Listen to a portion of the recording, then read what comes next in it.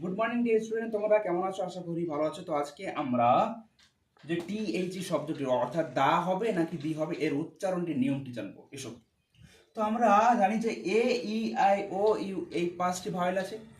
তো যখন কোনো ওয়ার্ড এই ভাওয়েলগুলি দিয়ে অর্থাৎ এ ই আই ও ইউ দিয়ে শুরু হবে, তখন তার আগে যে টি এইচ ই শব্দটি লাগানো হবে তার উচ্চারণ কিন্তু দি হয়ে যাবে। অর্থাৎ এই দেখো, এই যে এগ শব্দটি লেখা হয়েছে, হ্যাঁ, এগের যে ইটা হচ্ছে, ইটা কিন্তু ভাওয়েল।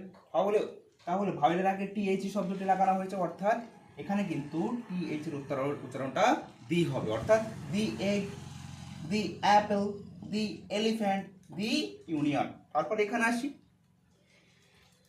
এই যে নিয়মটা হচ্ছে কি, যখন কোনো শব্দ কনসোনেন্ট দিয়ে শুরু হবে তখন তার আগে যে টি এইচ শব্দটি লাগানো হবে তার উচ্চারণ কিন্তু দা হবে। এই দেখো, এখানে প্রথম যে ওয়ার্ডটি হচ্ছে কি পেন, অর্থাৎ কি পেনের পিটা হচ্ছে কি কনসোনেন্ট, তাহলে তার আগে যে টিএইচ শব্দটি লাগানো হয়েছে ওর উচ্চারণটা কিন্তু দা হবে। অর্থাৎ দা পেন, দা বয়, দা ম্যাঙ্গো, দা বুক।